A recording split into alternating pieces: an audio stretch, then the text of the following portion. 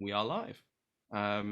So we'll just give it a couple of minutes just to let people filter in. Okay. And then, then I'll introduce you, and then I'll leave you to it. Get off the stage, and because they're here to see and listen to you, not me. So I will quite happily leave you to it. Okay, thank you. You know about the time limits stuff? Yeah, it's about 20 minutes and 20 minutes again. Yeah, I'll give you a 5-minute warning if we're getting close and it seems like you're on a roll. And yeah, if you want to carry on it, there's the spare room to the side. So if you've got a really good conversation, you want to keep it going, just migrate over there. Okay. Yeah, I don't know how many listeners we get. We're a small podcast, so we'll see what happens. We'll see. I mean, it sounds really interesting. I'm really excited to find out who these orphans are.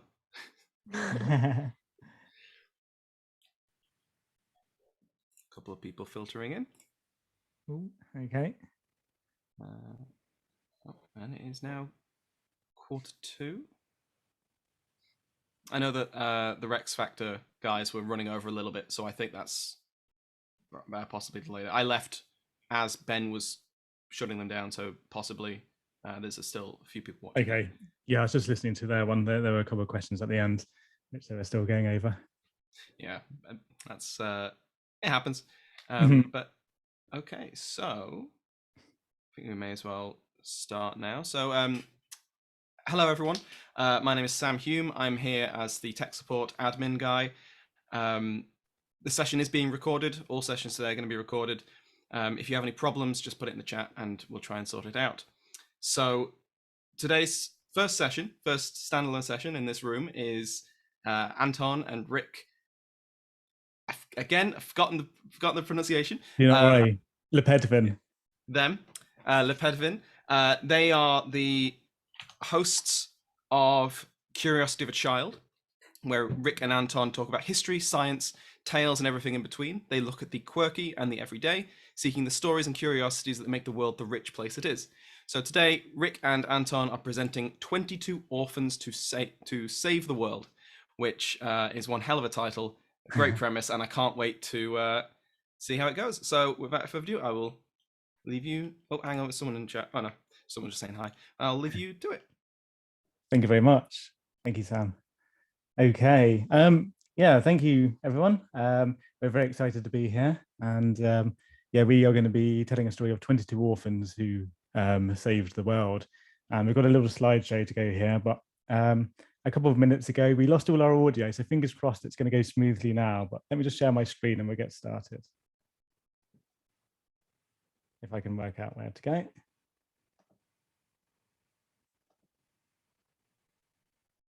Okay, so you should be able to see my screen, hopefully, with my slides. I can see it, so hopefully everyone else can as well. Okay, thank you.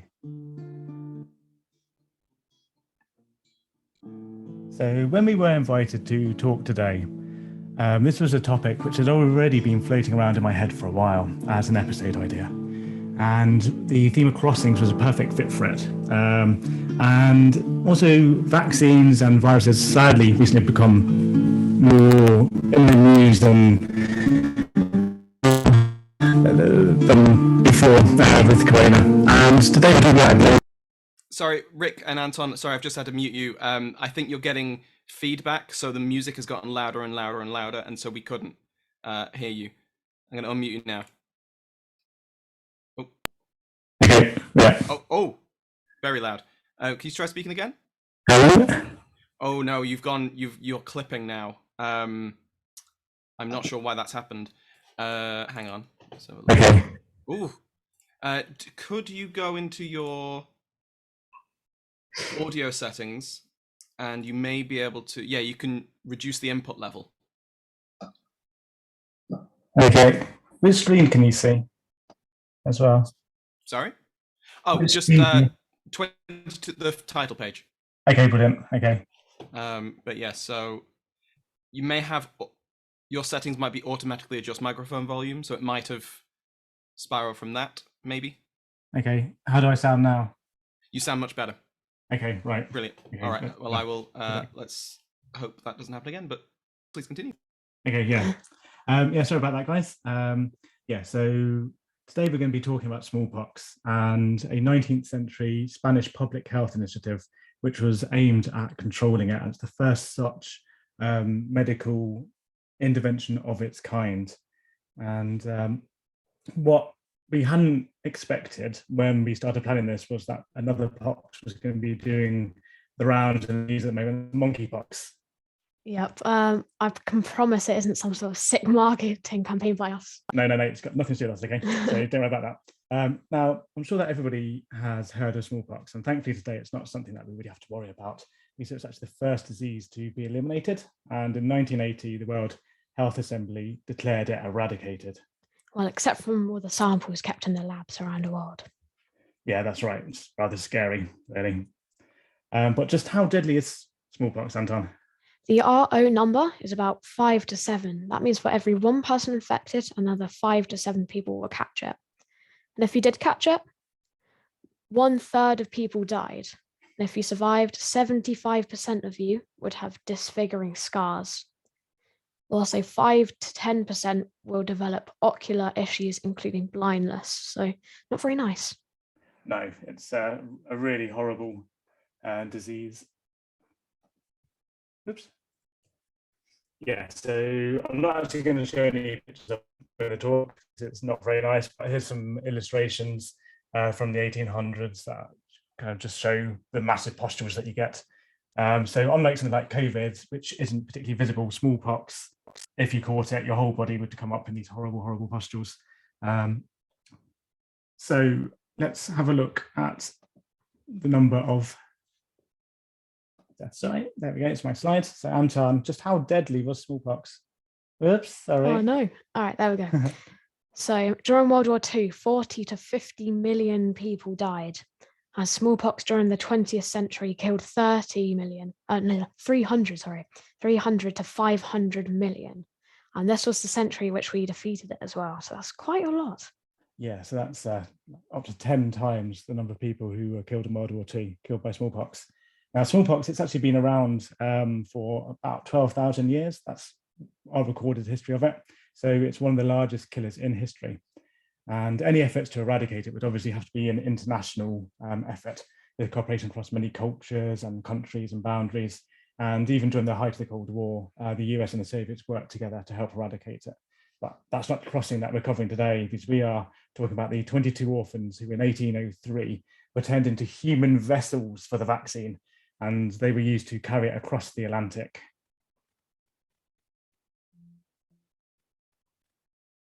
So we've got King Charles IV of Spain, and he'd watched his brother and sister-in-law have smallpox, and I think they both died from it. Also, his daughter got it, and she was severely disfigured.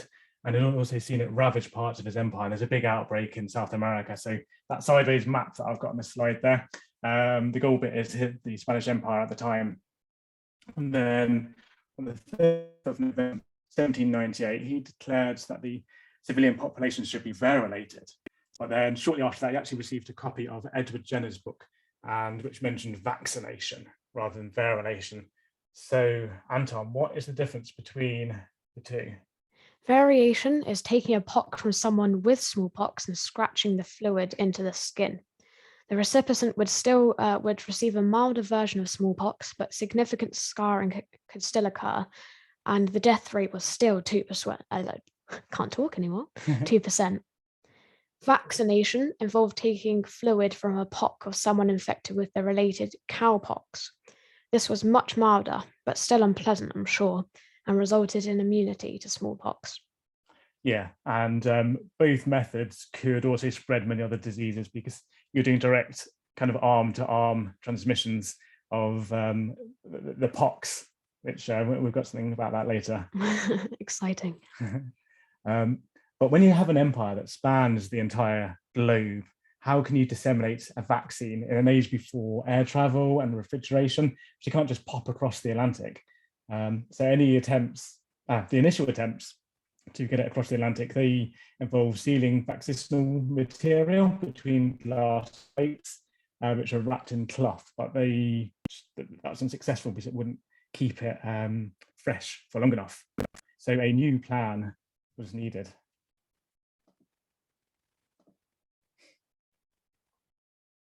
So the first plan was proposed by the royal physician, Jose Flores, and he said that, or his idea was to quote him, dispatch with the most diligence 2 ships, the lightest, in order to sail with some cows with true cowpox and some boys with their arms successfully inoculated with the pos. In addition to this, a portion of selected pos would be placed between 2 very carefully waxed glass plates. Wait, what was that? Boys with arms excessively inoculated with pus. That's right, yeah. So the plan was to, as I said, to use these children as human vaccines. But why not just the cows? It seems that it's more expensive to send cows across the Atlantic than it is to send children. Now, the other guy who was involved in it was Balmes, and he was a physician, and he'd actually translated Edward Jenner's works into Spanish. And he would become one of the leading authorities in vaccination in Spain. He'd also spent time in Mexico as well. And he suggested just recruiting 22 children and to take the vaccine across the Atlantic. And then when setting off, 2 of the children would be infected with the cowpox vaccine. Then every 10 days or so, the pox would be used to infect the next 2 children. And this chain would continue across the Atlantic the entire journey until they reach their destination. And having 2 boys vaccinated at all times would act as a safeguard, because just having one wasn't enough. And this was the plan that was accepted by the king, and it'd be Balmes who would be chosen to lead the expedition. And I've got a list of all the orphans here. I think between 5 and 9 years old, but as you can see, they're much younger. Yeah, 3 to 9. I think it was 5 to 8 or something earlier. But 3-year-olds getting infected. Yeah. It's not very nice. So I don't know if anybody here is a teacher or has worked with the kids before, but could you imagine going on a school trip lasting several years across the Atlantic, infecting children, and all the rigors and trials that they had to cross? But upon reaching the Americas and completing their duties, the plan was that these children, they would actually be looked after by the local authorities and given a good education, and until they were able to look after themselves. Not a bad deal, then. And also with the children, there would be Isabel Zedidia, which I probably said wrong, Gomez, and she was the rector of the foundling home where most of the children came from, and she'd be aboard the ship and looking after them for their journey. And from everything I've read, she comes across as really kind and caring and thoughtful for the children. And I'm sure that she was a great comfort to all of them for what must have been a really frightening journey. And Balmes himself, he also really looked after the children as well.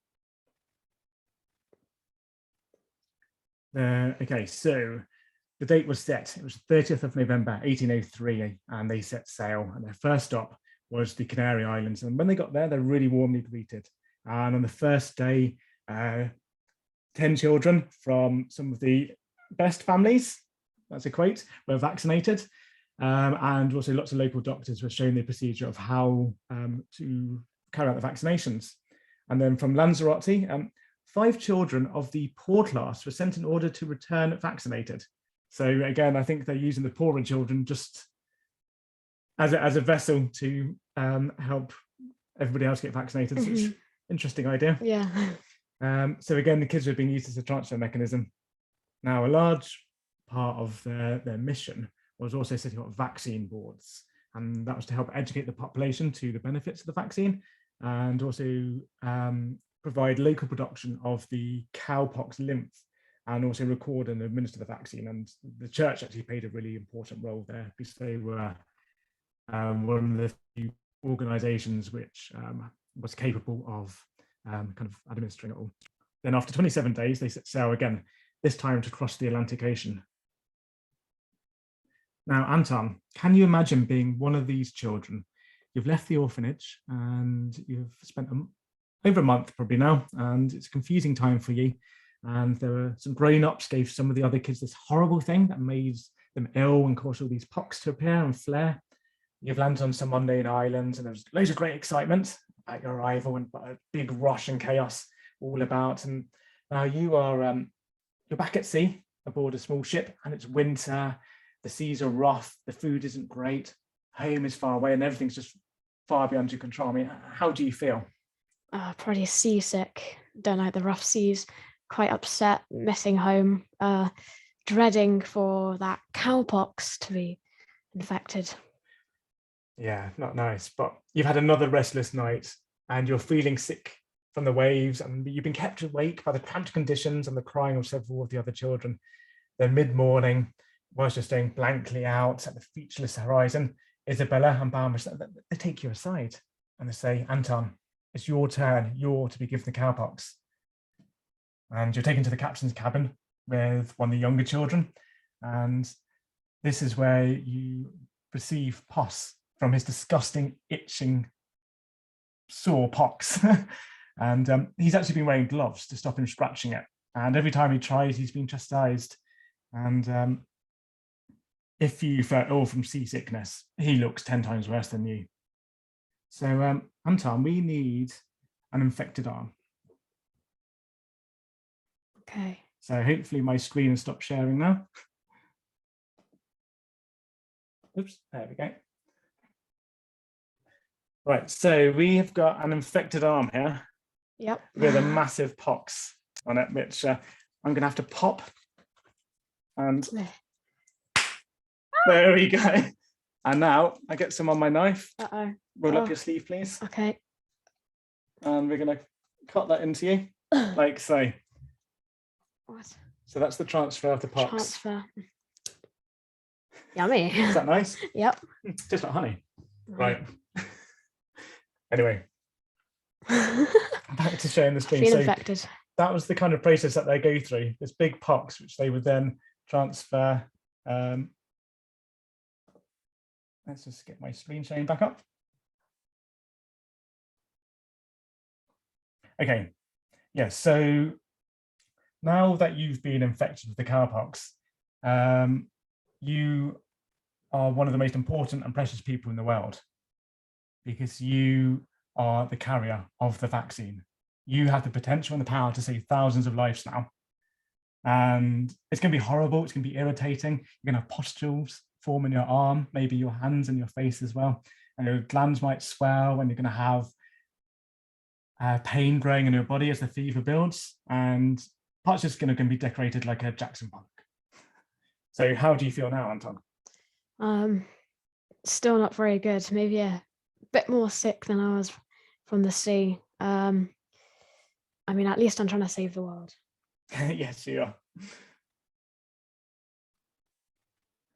So on the 9th of February, they reached Puerto Rico, but they were surprised to find that the vaccine had already come to the island. And Bamas was quick to criticize the initiative because this was something that he'd do several times throughout the expedition, because when things weren't going his way or other people had set up vaccine boards already, he was a little bit self-important on them.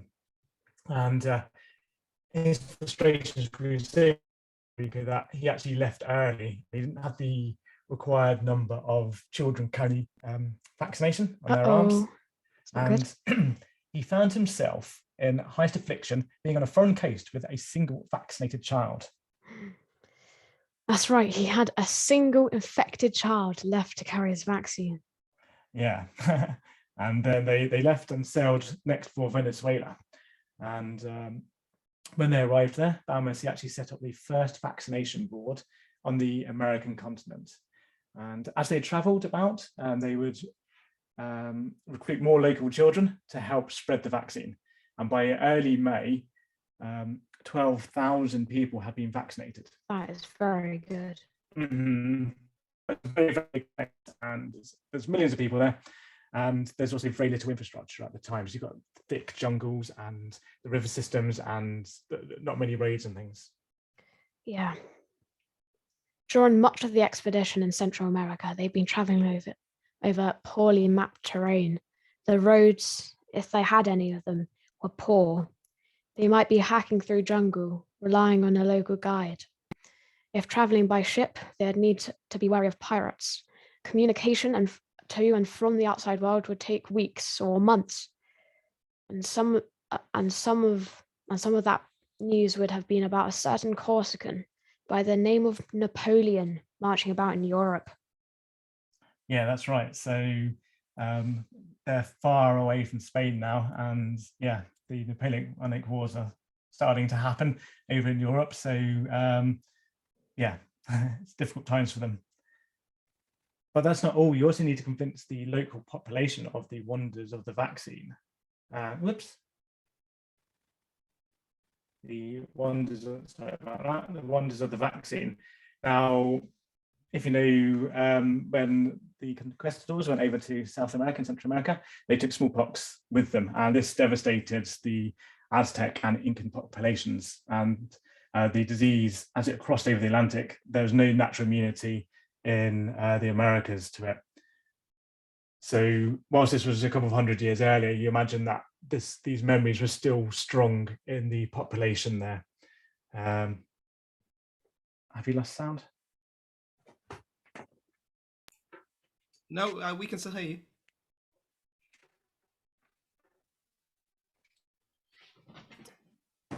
Right, I think I lost sound there. Hopefully we're back. We could still hear you. I don't know if you could hear me. Oh no, no, I lost all audio. Okay. No, I couldn't hear anything coming in. You're good to go. Although Okay. You have 20 minutes left. Oh, okay, right, we're getting close. Okay, so let's quickly go on to Joseph Salvani. He was the the expedition. They split into two groups, and so Salvani and his party, he traveled down through South America, and it was an incredible, difficult and grueling journey. And I've got a quote here about it. So it goes, few itineraries can be chosen that, as followed by Salvani, bring together so many difficult circumstances and adventure. Across the Andes, abandoned or persecuted, in between shouts of joy, shipwrecks and storms, with one arm lost in the Andes, an eye mutilated in Gadas.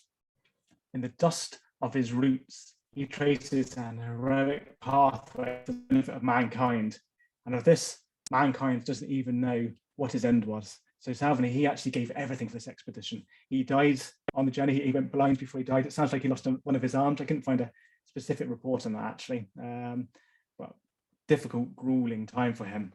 But let's head over back to Balmis, who was leading the other part of the expedition to Mexico. And they would arrive in Mexico on June the 25th, 1804, which is 218 years ago to the day.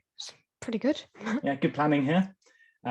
And he only had 21 orphans with him now, because one of them had died, sadly, and actually two would die during the expedition, but I don't know what the cause of their death was. But this is, once they had been used as a vessel for kind of vaccine, they still had to be taken around by Balmis and the other expedition, the members. They couldn't just leave them somewhere, obviously. And if you remember, the plan was that they would be given the orphans, when they reached Mexico City, they would be rewarded and looked after and given an education. But sadly, when they arrived in early August, things were not quite as they hoped. No.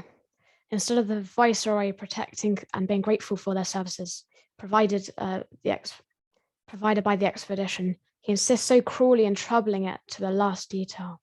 Yes, that's Balmis there, saying that he was getting no help whatsoever. So he wasn't impressed. However, he was able to set up his vaccination board, and the orphans were taken into care by the viceroy. And Isabella was still with them, and she must have been a real mother figure to them at times, and really important to the boys. And I tried listening to a documentary in Spanish, but knowing no Spanish, the only words I picked up were Florence Nightingale. And I think it's probably quite fitting that her efforts are seen in that way. I mean, I can't speak for the Spanish people, but I'm guessing she's quite well known there, like we know Florence Nightingale here in England.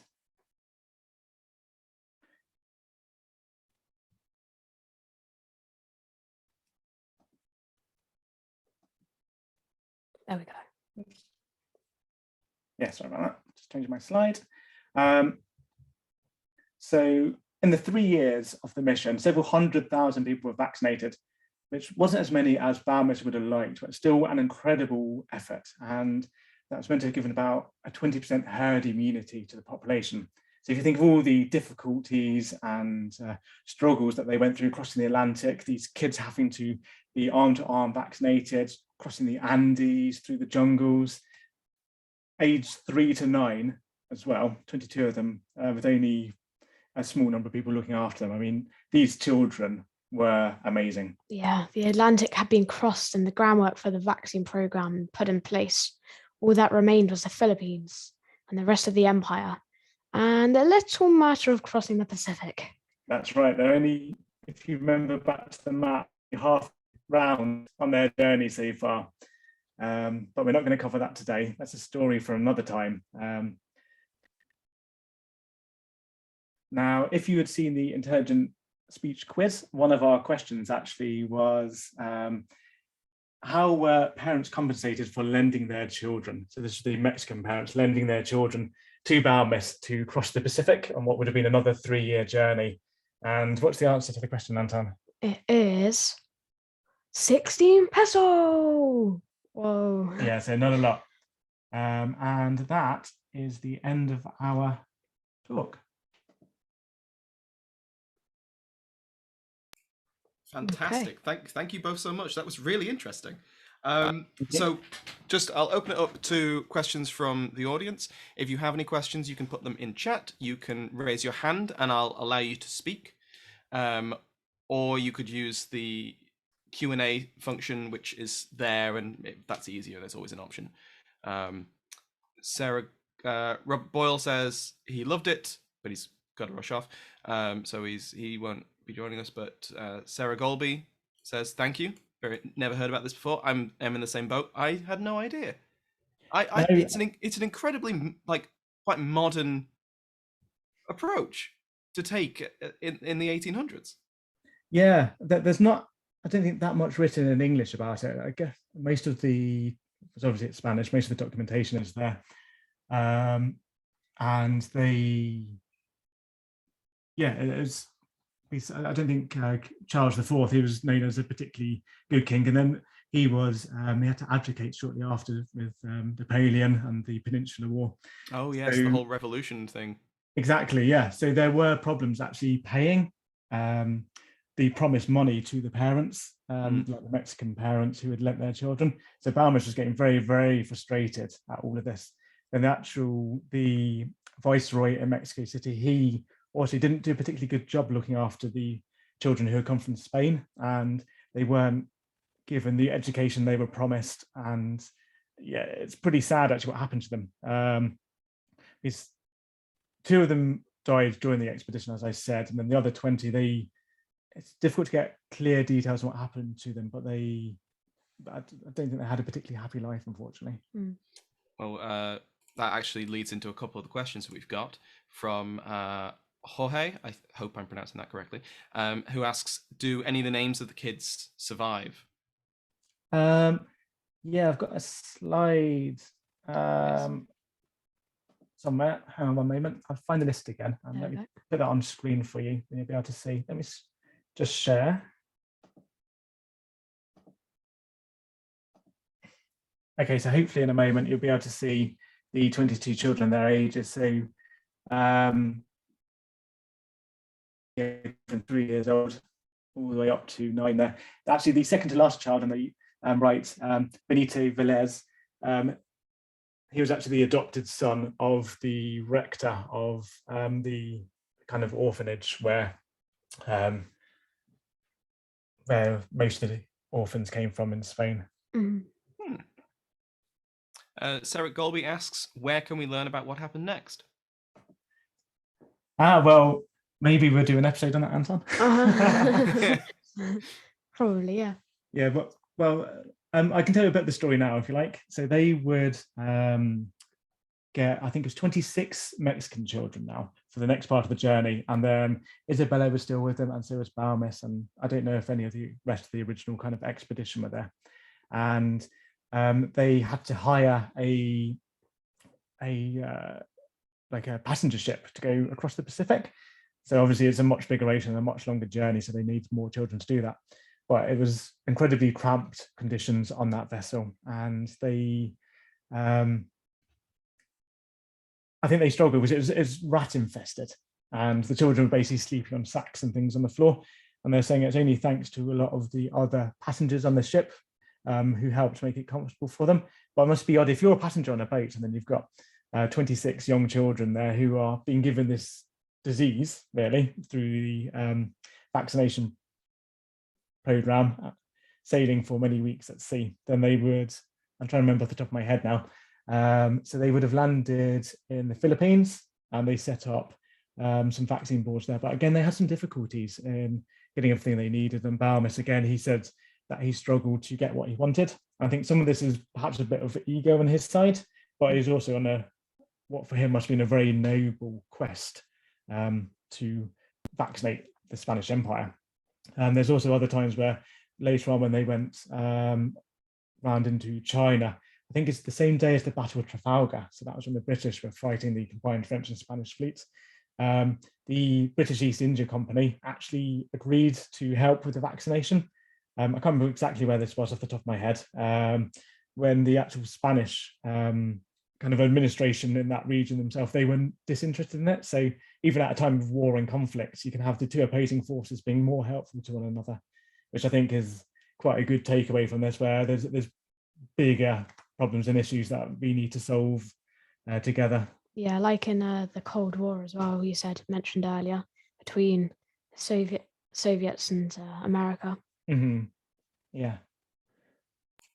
That's a really valid point, and I like the idea that there are bigger problems than just people wanting to kill each other. There's yes, humans all have to fight off the smaller, tiny little enemies. Just while, in case there's anyone else with questions in the chat, were the vaccines available to everyone, regardless of whether they were originally from Spain or if they were indigenous? Was there any kind of discrimination or anything like that? Not much that I've come across, I don't think. Some of the quotes I read, it was very much, there'd be two of the ones that I read, it was the poor children and then the upper class children. So there's definitely some division there. But the intention was to try and vaccinate everyone. And some of this would have been the idea that, sadly, if you vaccinate everybody and they're not dying, then there's going to be a larger labor force and more profits coming back to the Spanish crown. So I don't know if all the intentions were necessarily noble there, but the intention was to try and vaccinate as many people as possible. It seems that the actual discrimination, from what I have made of it, was fairly, there wasn't much of it, but maybe not just for the best reasons. Yeah, I was just thinking like, oh, it would be too much to hope for that it was out of genuine human compassion alone. Yeah, exactly, yeah. Did they only vaccinate children, or were these available to adults as well? It was for everybody, but it seems that children were the main way in which they would transfer the vaccine. I think just because it's easier to control kids. I don't know. But there was a time when they actually had to, two occasions where they had a problem with the children, and there'd be one where they actually had to use some soldiers to carry the vaccine for a short period, and another time where I think they bought 3 slaves, which is obviously not very good. I don't know what happened to them. I like to think that they bought their freedom for them as a thank you, but I don't know that. Yeah, it's probably not true, unfortunately. Yeah, it was what I've read about Balmus and Isabella. They seem that they do generally have their heart in the right place for a lot of this, particularly Isabella. But yeah, who knows what happened to those people, the slaves that they had to buy.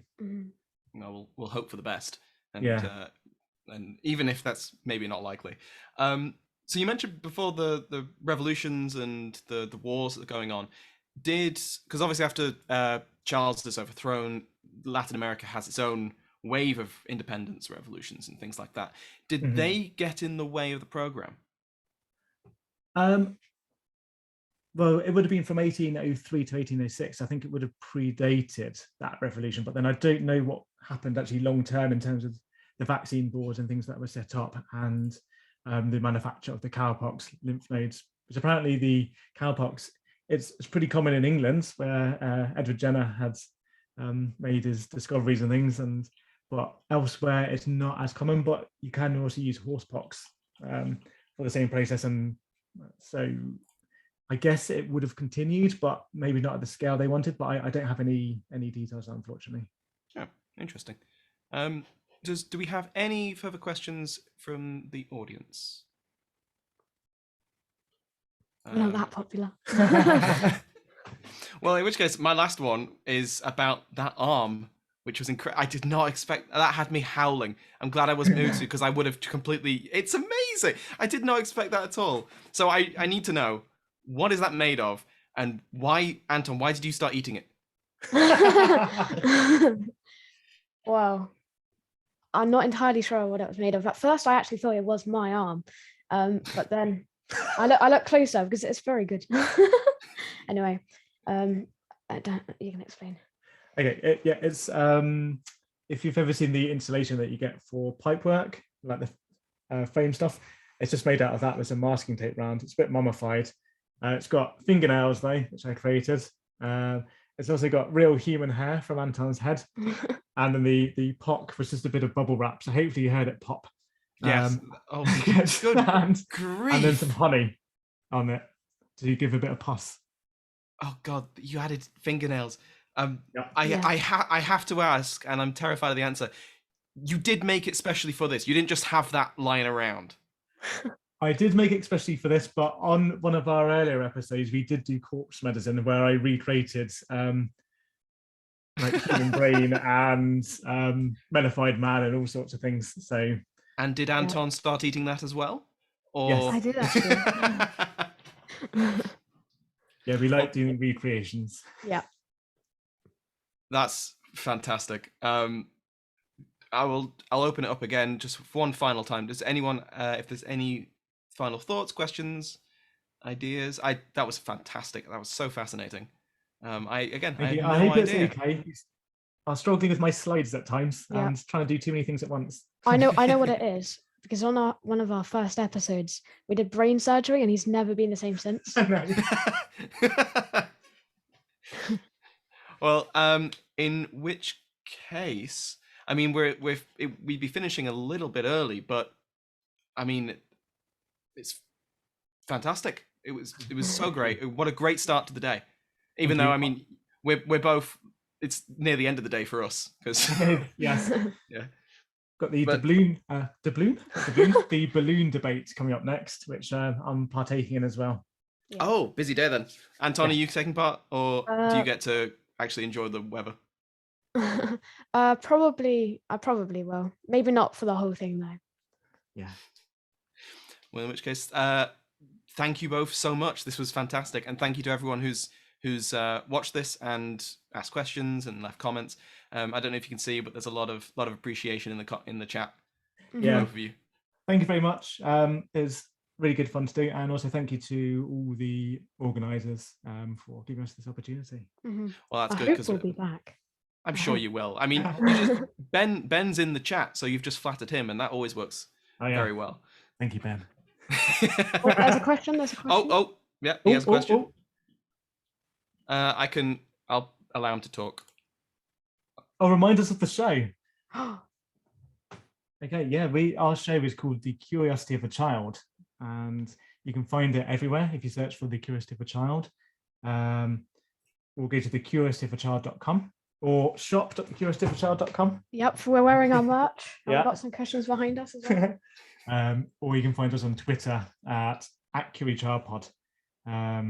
Yeah, so it'd be fantastic if you can listen to some of our shows where we have done brain surgery, corpse medicine. I recreated the Great London Stink of 1857, which is disgusting. That was absolutely mad. What?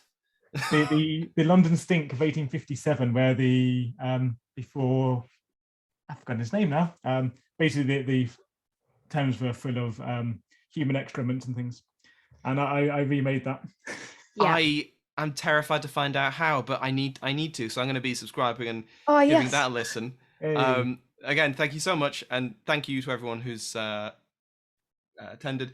And then we'll leave it there and let everyone move into their next sessions, whatever they prefer. Thank you again so much. That was great. Thank you. Thank you. Bye-bye. Bye. Thank you, Sam.